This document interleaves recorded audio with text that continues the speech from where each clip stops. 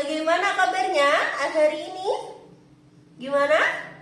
Kalau ibu bilang bagaimana kabar kalian hari ini? Kalian jawab ya, alhamdulillah, saya sehat, saya hebat, gitu ya. Ulang, bagaimana kabar kalian hari ini? Alhamdulillah, saya sehat, saya hebat. Oke, anak pintar. Nah, jadi hari ini kita akan membahas pelajaran tematik kita. Tema 3, subtema 1, pembelajaran yang keempat. Nah, apa itu pembelajaran keempat? Jadi kita akan mempelajari mengenai makanan sehat, tentang bagaimana tubuh kita mengelola makanan tersebut ya. Oke. Jadi sebelumnya kita memperhatikan dulu percakapan antara Siti dengan Lani. Percakapan Siti dan Lani. Siti, ternyata tidak hanya buah-buahan yang bermanfaat untuk tubuh kita, sayuran pun memiliki manfaat yang luar biasa loh. Lani, aku lebih suka wortel dibandingkan dengan sayuran lainnya. Siti, oh ya? Mengapa kamu lebih suka wortelan? Lani, tentu saja aku lebih suka wortel karena wortel mengandung vitamin A yang tinggi. Wortel ini sangat baik untuk mataku. Siti, oh iya juga ya Lan. Aku jadi ingin lebih tahu tentang wortel dan juga petani wortel. Sebelumnya ada yang tahu nggak sayuran itu apa sih? Apa? Benar, jadi sayuran merupakan sebuah sebutan umum bagi bahan pangan nabati yang biasanya memiliki kadar air yang tinggi. Nah, cara pengolahan sayuran itu bisa dengan dimasak atau direbus dan juga hal lainnya. Dapat juga kita konsumsi secara langsung loh. Misalnya wortel setelah kita cuci bisa kita langsung makan. Oke. Jadi dari mana sih kita mendapatkan sayur? Tentu saja dari petani sayur.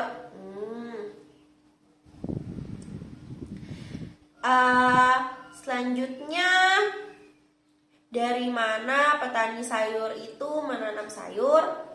Jadi sayuran itu ditanam di sebuah kebun sayuran, ya, sayuran tertentu. Misalnya satu kebun ini kebun sayuran wortel, di sebelah sini kol, seperti itu ya.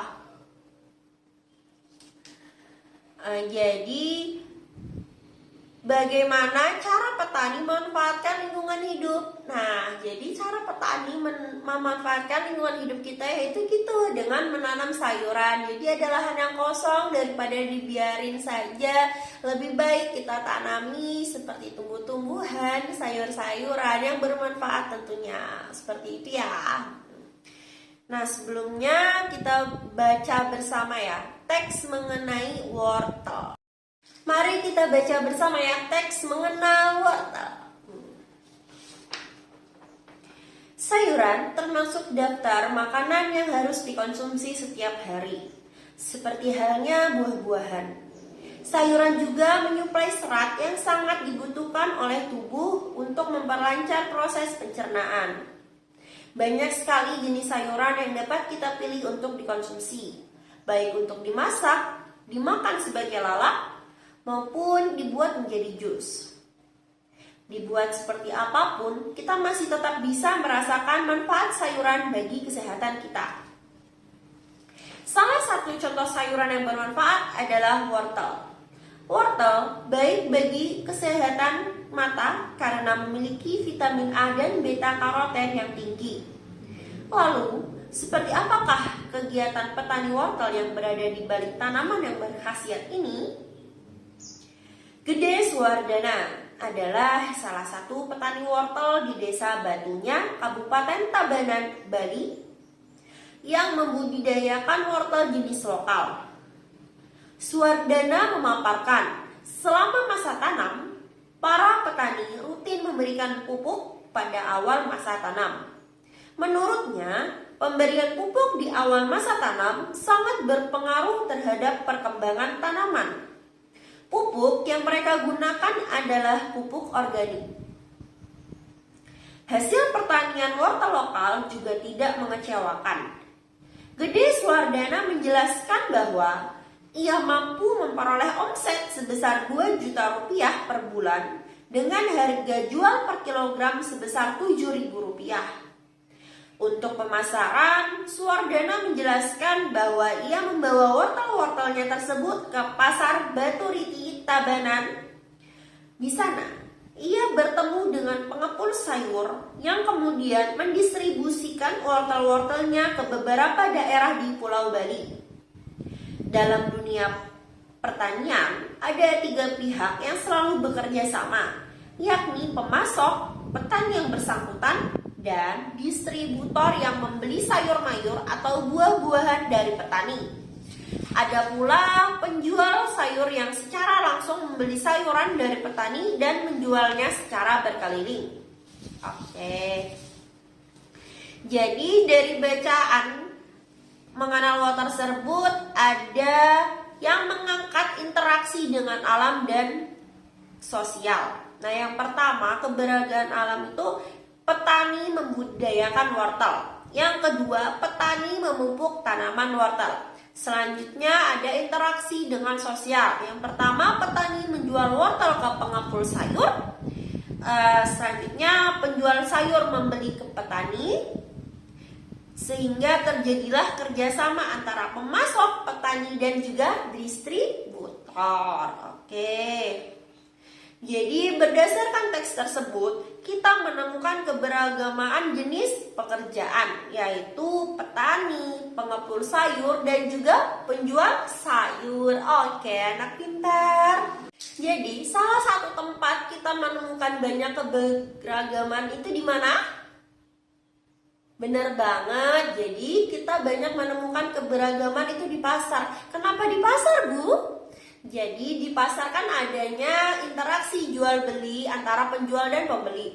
Nah, penjual kan berasal dari berbagai macam daerah, pembeli juga berasal dari berbagai macam daerah. Jadi otomatis di situ terdapat keberagaman suku, keberagaman budaya, keberagaman agama, dan banyak hal lainnya.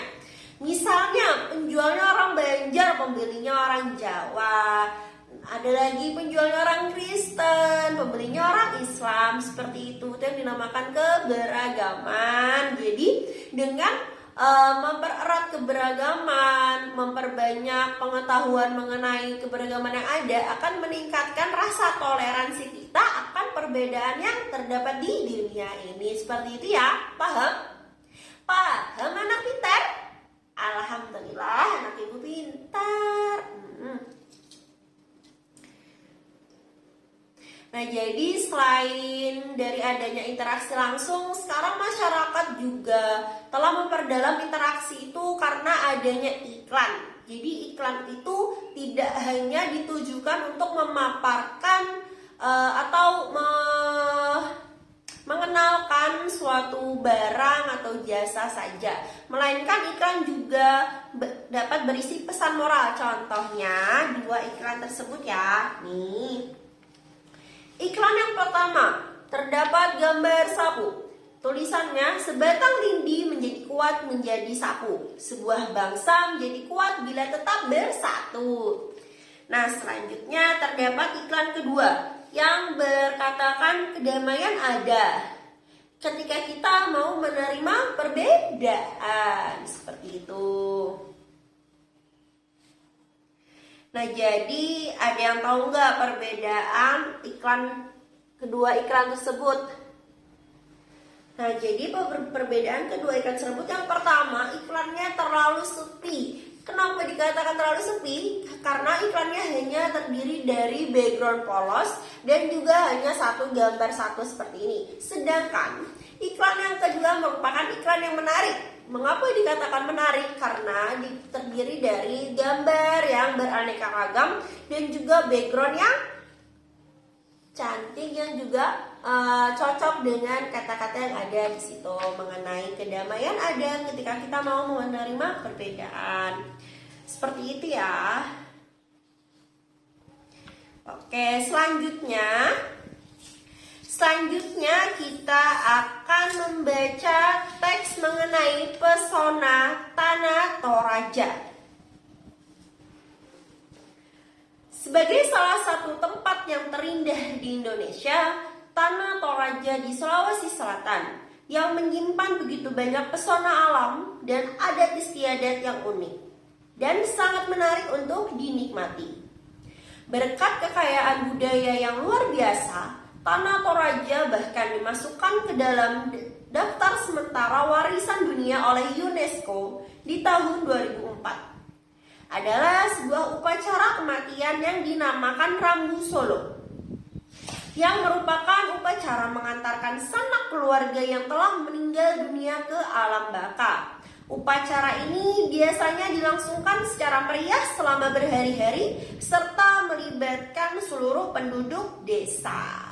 Oke, baik, sekian proses belajar mengajar kita hari ini ya. Sekian juga pembelajaran tematik tema 3, subtema 1, pembelajaran keempat kita. Jangan lupa ya, mengenai iklan A dan iklan B ini kalian membuat laporan sederhananya. Contohnya seperti yang Ibu jelaskan di awal mengenai perbedaan backgroundnya, apakah gambarnya dengan kata-kata yang disampaikan itu sudah sesuai, apakah gambarnya menarik dan gambarnya sudah jelas atau belum. Seperti itu ya, dibuat laporan sederhana, nanti dikumpulkan ke Ibu. Paham? Paham ya? Semangat anak pintar. Oke, sekarang kita tutup dulu ya dengan bacaan hamdalah alhamdulillahirabbil alamin. Sampai jumpa. Terima kasih ya anak pintar. Assalamualaikum.